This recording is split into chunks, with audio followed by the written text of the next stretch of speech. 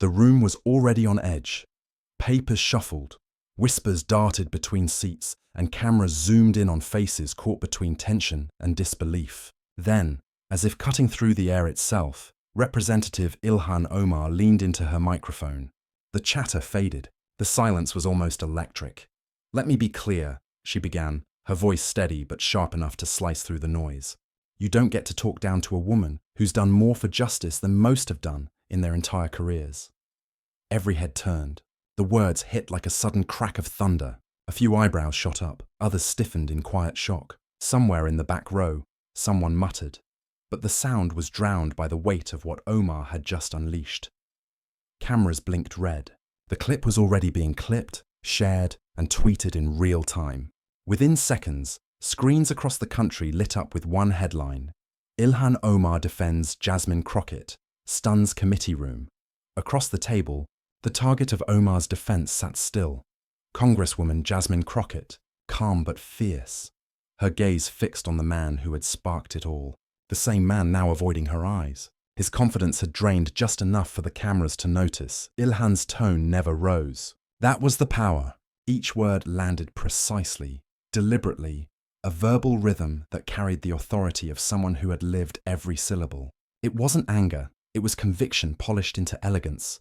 Reporters in the gallery were already typing furiously, phones lit up, recording, streaming, reacting. This wasn't just a congressional exchange, it was a reckoning. And for the millions watching later, it was more than politics. It was a reflection of every moment someone had watched power try to silence truth, and failed. The silence that followed wasn't empty, it was loaded, waiting. You could almost feel the collective breath of the room hanging in the balance. Every camera stayed fixed on Ilhan. Every face wondered if she would stop there, or go further. But she didn't stop. She leaned in once more, eyes unwavering, and that's when it happened. But no one expected what Ilhan would say next, and how it would change everything. Before that moment of defiance, a storm had already been building. For weeks, Congresswoman Jasmine Crockett had been in the spotlight, not for scandal or misstep, but for her unapologetic fire. She had gone head-to-head with establishment figures, calling out hypocrisy where few dared. Her sharp questioning, her refusal to be silenced, had earned her both admiration and resentment. Online, the divide was unmistakable. Progressive circles hailed her as the new voice of accountability. Fearless, real, unbought. But in other corners, critics mocked her tone, her passion, her very presence in rooms that were never built for women like her. Every clip of her speaking truth was dissected, every gesture turned into a headline.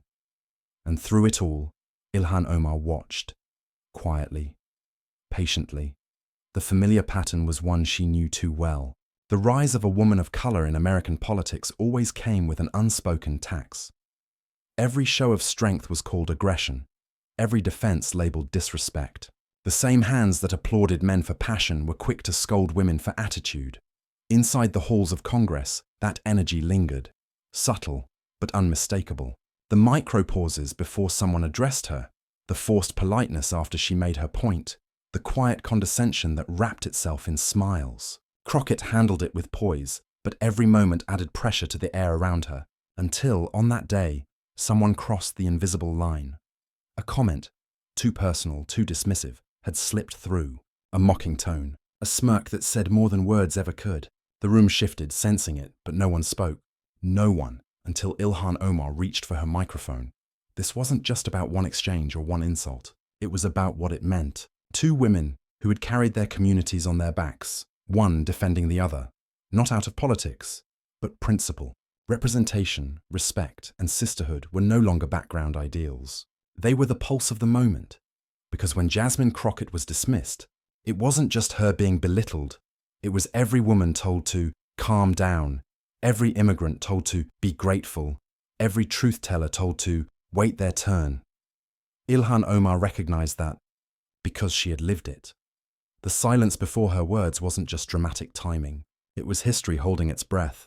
The tension wasn't anger. It was centuries of being spoken over, all compressed into a single decision.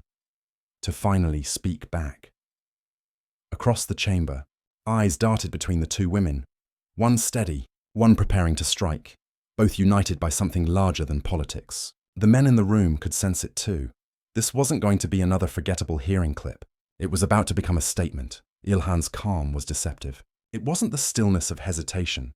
It was the steadiness of certainty. She knew exactly what she was about to do. And as she began to speak, you could feel the shift. Because when one woman of courage stands for another, the entire chamber listens. Long before that hearing room fell silent, the shadows were already gathering. They didn't come wearing villains' cloaks or carrying clear malice. They came dressed in respectability, polished suits, careful smiles, well-rehearsed tones of concern. It was the kind of condescension that dripped slow, polite, and poisonous. On news panels and talk shows, their words danced between admiration and mockery. She's passionate, but perhaps too emotional. She's smart, but she could learn from the seasoned voices in Congress. The backhanded praise came wrapped in civility, but everyone knew what it meant. It was code for know your place. And when it came to Jasmine Crockett, the whispers grew louder. Anonymous quotes in political newsletters spoke of divisions among progressives. Think pieces questioned whether she was too radical or too loud. Some even tried to pit her against Ilhan Omar, two ambitious women fighting for the same spotlight. They wanted competition where there was none, rivalry where there was only recognition. Inside the committee halls, the same pattern played out. A question interrupted, a sigh after she spoke, eyes rolled when she cited facts. Every small gesture carried centuries of habit. The way the system preserved its own comfort by pushing out those who challenged it. And there, watching, were the so-called mentors of the establishment. Men who built their reputations on talking about equality, now visibly uneasy when they had to share the mic with it. They spoke over, they clarified, they reframed, their vocabulary of control finely tuned over decades. One of them leaned back in his chair that day, arms crossed, with a smirk that said everything words didn't need to. The kind of smirk that has greeted every barrier-breaking woman for generations. Amused, patronizing, dismissive. The camera panned across the room. You could see it in their faces, the discomfort of those who suddenly realized they weren't the heroes of this moment. The murmurs between aides, the quick glances that said, "She's really going to speak, isn't she?" But this wasn't just a battle of words. It was a reflection of something bigger, a clash between two Americas. One that spoke of progress in slogans, and one that demanded it in action. The critics thought they could shape the narrative by turning women of color against each other. Divide and neutralize. It was an old tactic. Make one the acceptable reformer, and the other the unruly outsider. But what they didn't understand was that solidarity isn't silence, it's strength, quiet until it needs to roar. Behind every headline designed to stir division was a deeper fear of unity. Because when Ilhan Omar and Jasmine Crockett stood together, the illusion of control began to crack. Their alliance wasn't just political, it was generational, cultural, revolutionary. The establishment had gotten too comfortable mistaking politeness for weakness. They had grown used to the kind of diversity that smiled for the camera, but never spoke too loudly. But Crockett didn't play by those rules, and Ilhan had long burned that script. The subtle racism, the gendered dismissals, the smug interruptions, they all became the backdrop of this moment. Each insult was a brushstroke, painting the villain not as one person, but as a system, the old order, still trying to hold the microphone even as history moved past them. On social media, the undercurrent was already forming. Clips of condescending exchanges, commentators defending decorum, the same tired narrative, tone policing dressed as professionalism. And yet, beneath it all, a quiet defiance brewed. People were tired of watching strength punished and arrogance rewarded. They wanted someone to speak, not for applause, but for truth. In that hearing room, you could feel the pressure building, like the air before a thunderstorm. The critics leaned forward, expecting another pause, another retreat. They believed the performance of power would always outshine the substance of it. They thought she would stay silent. But Ilhan Omar was about to shatter that illusion. Before Ilhan Omar ever sat behind a congressional microphone, before her name echoed through the marble halls of power, she was just a young girl learning what silence felt like. Born in a war-torn country, her earliest memories were not of applause or speeches, but of running, surviving, and holding on to hope as everything around her fell apart. When her family fled Somalia, the refugee camps were both refuge and reminder, a place where dreams and despair coexisted in the same breath. There were no podiums there, no cameras, no microphones, just the hum of resilience and the quiet promise her parents whispered to her. That dignity was not given by circumstance. It was carried from within. Years later, when she first set foot on American soil, Ilhan was still learning the language of this new world. The classroom became her first battlefield, a place where her accent drew laughter, where her hijab drew stares. Every raised eyebrow, every joke disguised as curiosity, etched itself into her memory. But she didn't fight back with anger. She studied, she listened, she grew. She learned that silence could be strategic, that sometimes it was the prelude to power.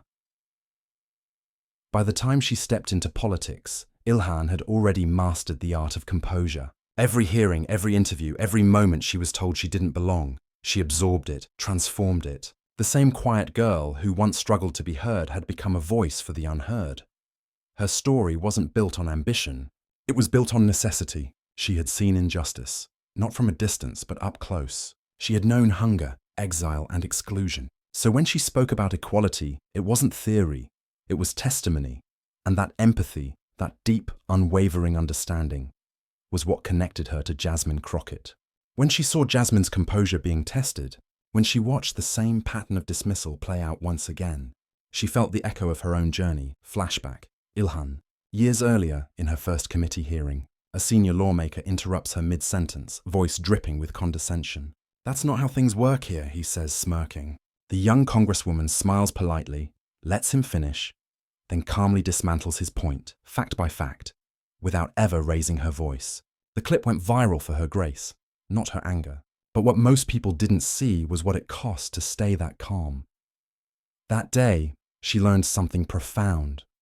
Control is its own kind of power. The world expects women like her to break under pressure, but when they don't, when they stay grounded, the narrative collapses. So as Ilhan sat in that hearing room now, watching Jasmine endure the same familiar rhythm, interruption, dismissal, mockery, something stirred in her. It wasn't rage, it was recognition. She had been there. She had felt that heat rising in the chest, the fight between defending oneself and preserving dignity. But this time, she wasn't the one being targeted. This time, she had a choice, to watch or to act. And Ilhan Omar was never one to let injustice go unchallenged. Her resolve didn't come from defiance, it came from compassion. Because to her, representation was not about being seen, it was about seeing others. Jasmine Crockett wasn't just a colleague in Congress, she was part of the same unspoken lineage, the women who had to prove twice as much just to be heard once. In Ilhan's story, the American dream wasn't about assimilation, it was about transformation. She hadn't come to blend in. She had come to broaden what belonging looked like. That was why she couldn't stay silent now. She thought of the girls watching, the ones in hijabs, in braids, in classrooms where their voices were ignored, the ones who saw themselves in Jasmine's restraint and Ilhan's fire. What would they think if the women who had made it to the table still had to sit through disrespect in silence? The weight of that question steadied her hand on the microphone. The same steadiness she'd once used to comfort her younger siblings in refugee camps now carried through her every word in Congress. She wasn't just defending Jasmine Crockett, she was defending every moment in her own life where she wished someone had stepped in, every time she'd been talked over, every time her passion was mistaken for hostility, every time she was told to be grateful instead of being heard. So when Ilhan Omar leaned forward, her calm wasn't weakness, it was precision. Her eyes didn't burn with anger, they radiated purpose. She was about to do what history rarely allowed women like her to do. Speak not from emotion, but from authority, and that's why when she finally spoke, her words carried the weight of every woman ever told to stay quiet. The chamber was already thick with tension, that kind of silence that doesn't come from peace, but from the exhaustion of watching dignity chipped away, word by word. Jasmine Crockett sat poised, her notes neatly stacked in front of her, her expression composed but tight. Across the table, voices began to overlap. One question morphing into another, one insinuation bleeding into the next.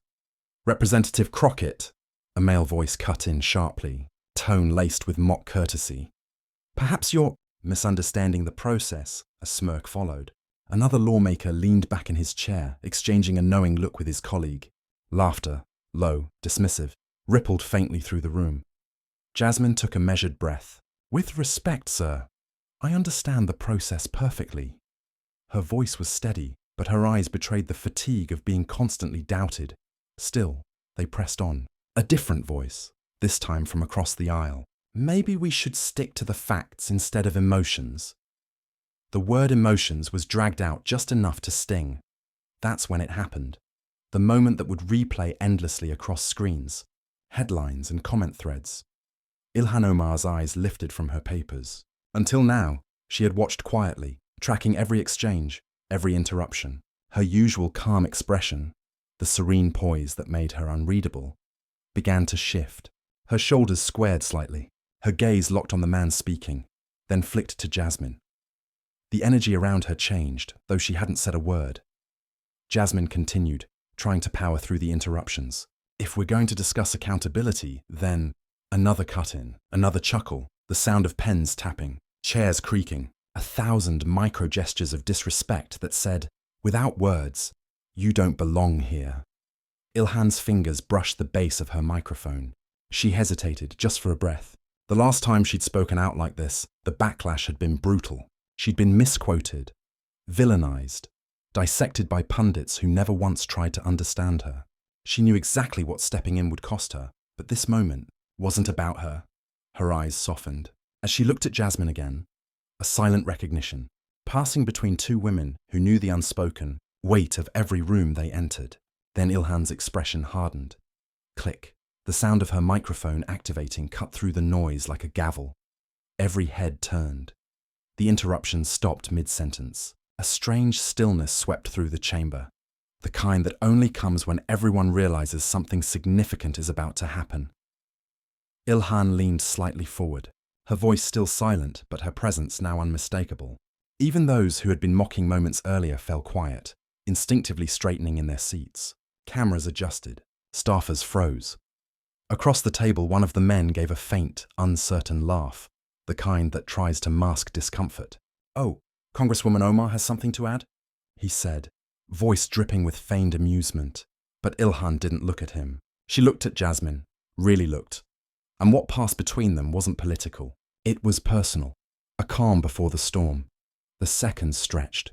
The faint hum of the air conditioning, the rustle of papers, the shifting of chairs.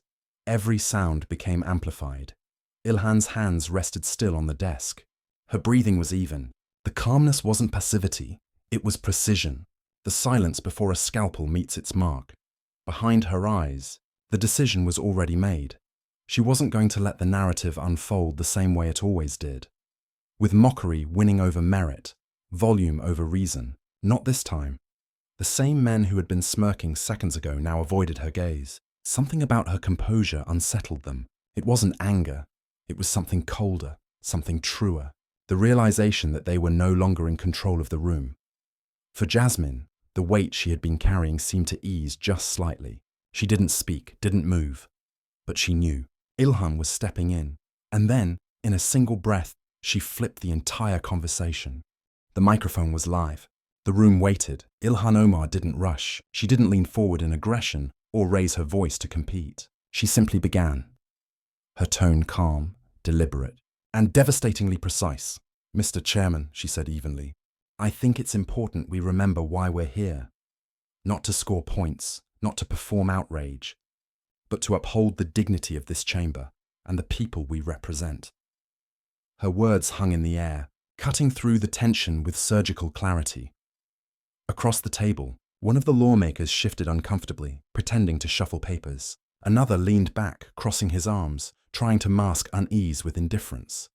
Ilhan continued, her eyes never breaking contact with the panel. "I've sat here quietly while my colleague, Representative Crockett, has been interrupted, condescended to, and told in so many ways that her expertise doesn't count because it challenges your comfort." A murmur swept through the room, faint, like wind rustling leaves. Jasmine Crockett looked down, then back up, her lips parting in surprise. She hadn't expected anyone, not today, not after weeks of isolation, to stand up for her so openly, so deliberately. Ilhan pressed on. You see, when a woman of color raises her voice in defense of justice, she's emotional. When a man raises his voice, he's passionate. When she speaks with conviction, she's combative. When he does, he's strong. And somehow, that double standard has survived right here, in this very room, in 2025. A hush fell. It wasn't anger. It was elegance turned into power. Her voice didn't tremble or waver. It was steady, measured, as if every syllable had been weighed before it left her lips. You don't have to agree with everything Representative Crockett says, Ilhan continued. But what you must do is listen, because listening, real listening, is the foundation of democracy. And if we've forgotten that, then what exactly are we defending? No one spoke. Even the usual whisperers stayed still. A camera zoomed in on Ilhan's face, calm, unflinching. The kind of calm that doesn't come from restraint, but from knowing you're standing on truth. In the back, a staffer's pen froze mid-note. One congressman looked toward the floor. Another clenched his jaw. Jasmine blinked, her expression softening into something between gratitude and disbelief. It wasn't just what Ilhan was saying. It was the way she said it. No theatrics, no shouting, just precision, grace, and authority. Ilhan leaned in slightly, her tone deepening. This chamber was built to serve the people, not egos, not party theatrics, not the impulse to silence those who look or sound different from the majority. And yet, every time a woman like Representative Crockett is talked over, mocked, or dismissed, we reveal exactly how far we still have to go. The silence that followed wasn't mere quiet, it was confrontation, the kind of stillness that forces everyone to see themselves in the mirror she just held up. She paused, letting the weight of her words settle. Respect, she said softly, is not a courtesy. It's a responsibility. Then, as if she could sense the defensive postures forming across the aisle, she added, and if that truth makes anyone uncomfortable, maybe it's time we ask why. Her tone remained even, but her words struck like thunder. The camera panned across the room, furrowed brows, pursed lips, eyes darting toward the floor. The usual swagger was gone, replaced by unease, and then she did something unexpected. She smiled, not mockingly, but warmly, as if extending grace even to those who didn't deserve it. Because dignity, she said, isn't proven by interrupting someone. It's proven by hearing them, even when you don't like what they're saying. A faint murmur of agreement rippled behind her. Someone, maybe a staffer, exhaled audibly. For a moment, it felt as if the air itself had shifted. The tension that once suffocated the room now felt like release. Ilhan's eyes found Jasmine's once more. Representative Crockett has shown something today that too many mistake for weakness. Restraint. But restraint is strength. Silence, when it's deliberate, speaks louder than shouting ever could.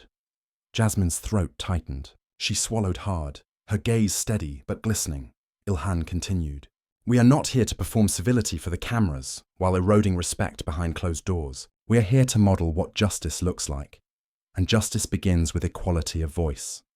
The words echoed. Equality of voice, reporters scribbled furiously. Cameras flashed.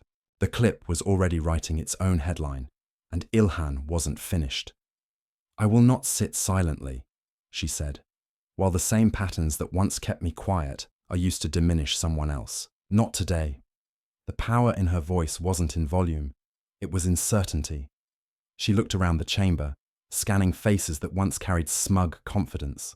Every person in this room was elected to represent the voiceless, not to become the loudest voice in the room. A brief pause. Then quietly, so let's start acting like it. The silence that followed was total. Not one shuffle, not one cough, just stunned stillness. And in that moment, Ilhan Omar, without raising her tone or pointing a finger, had done what shouting never could. She had turned the entire chamber into a mirror. The commentators would later say it was one of the most controlled demolitions ever delivered in congressional history. Not of a person, but of an attitude.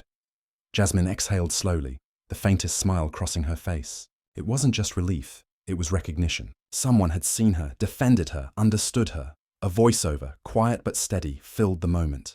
It wasn't anger. It was elegance turned into power. The camera lingered on Ilhan's face, calm, resolute, eyes forward. She clicked her mic off, leaned back, and folded her hands. The movement was simple, almost casual, but it carried finality. Across the aisle, a few lawmakers shifted, uncertain whether to respond.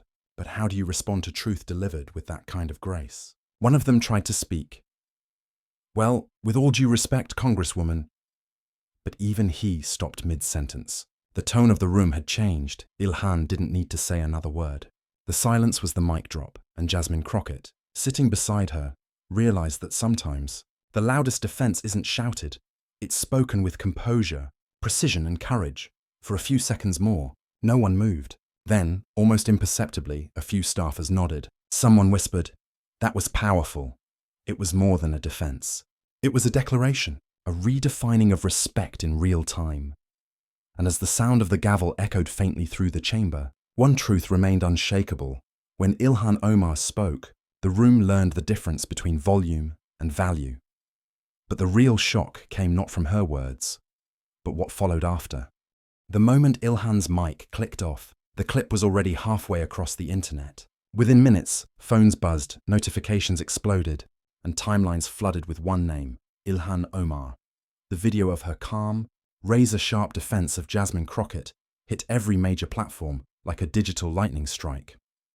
On Twitter, hashtags surged to the top of global trends. Ilhan defends Jasmine, sisterhood in politics. Mic drop moment. Every replay, every quote tweet carried the same electric energy, a mix of pride, vindication, and awe. "That's how you handle class and courage," one user wrote, the post gaining 100,000 likes in hours. Another added, "No shouting, no insults, just power, pure, controlled, moral power."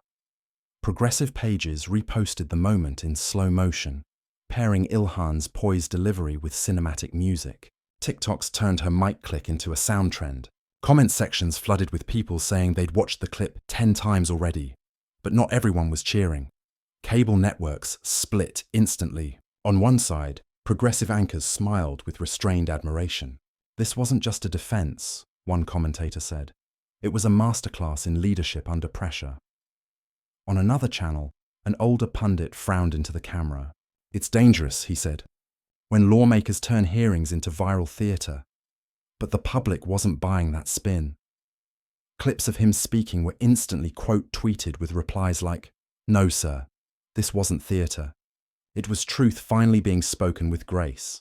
If dignity feels like danger to you, maybe that says more about your comfort than her conduct.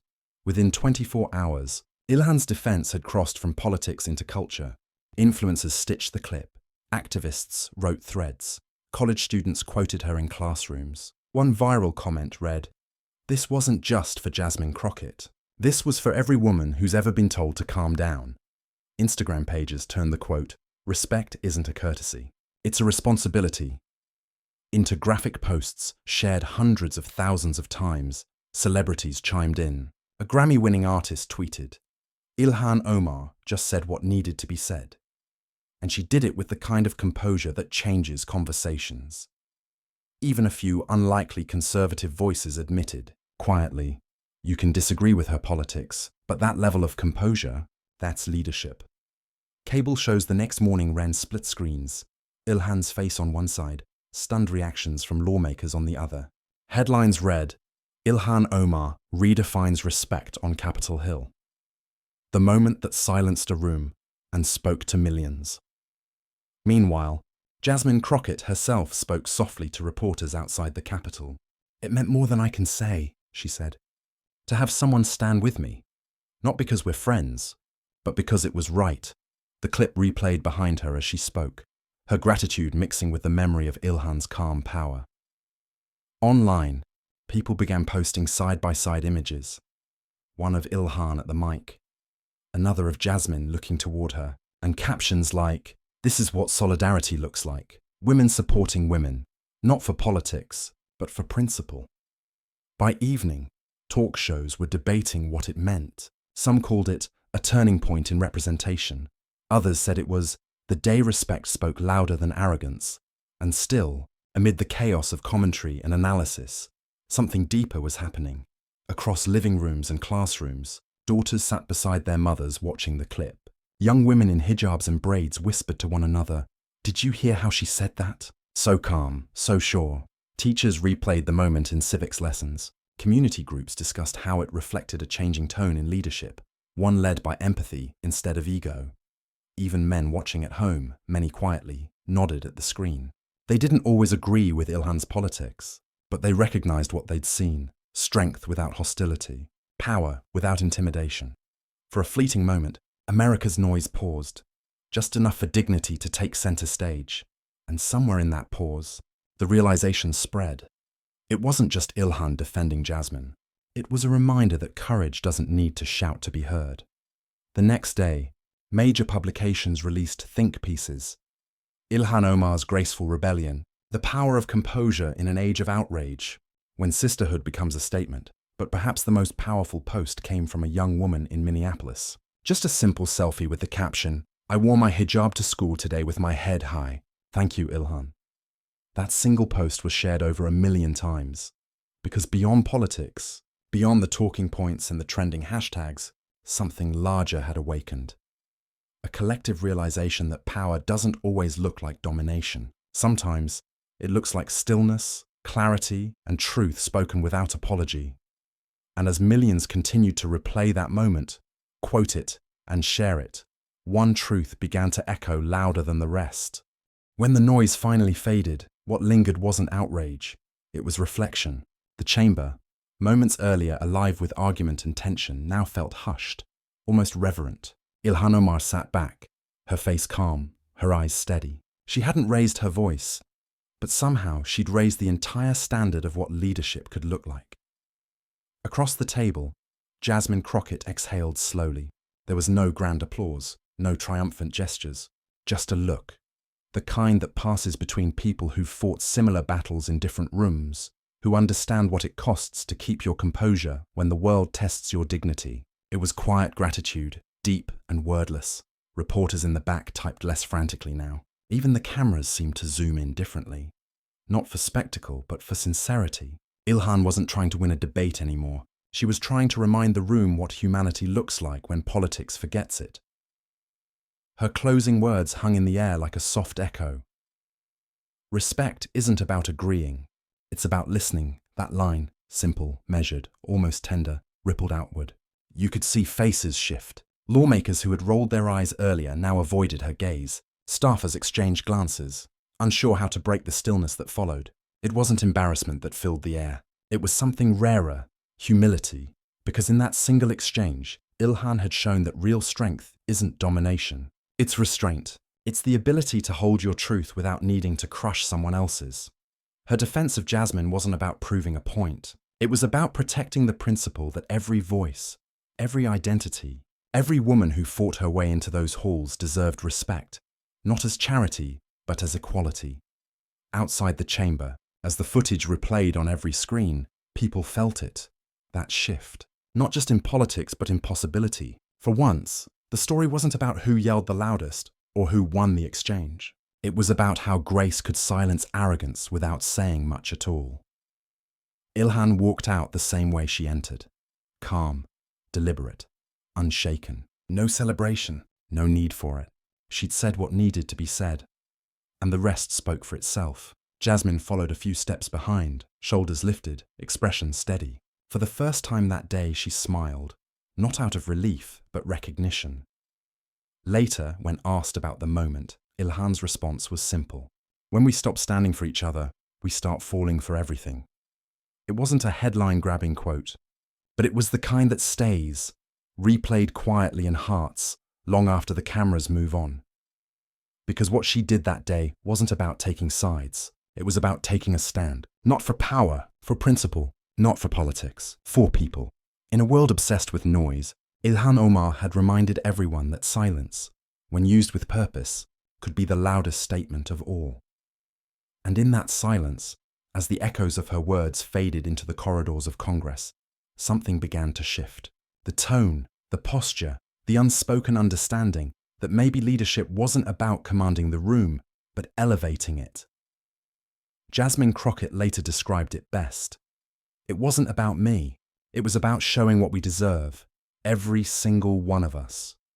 That's what the audience felt too. Pride, hope, a quiet, collective exhale that maybe, just maybe, politics could look like this.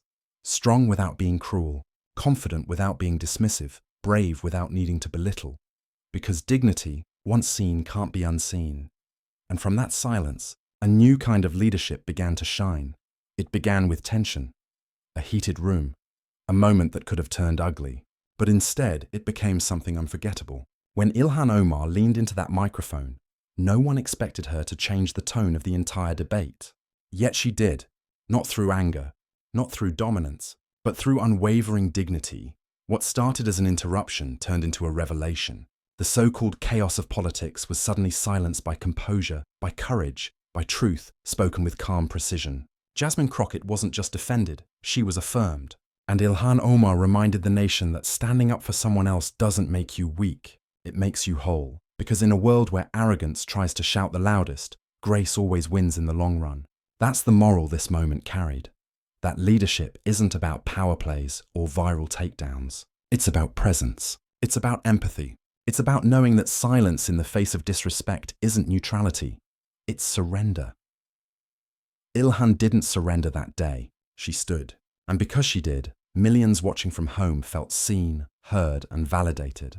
This wasn't just politics. It was a reminder of what integrity sounds like when it's amplified through compassion.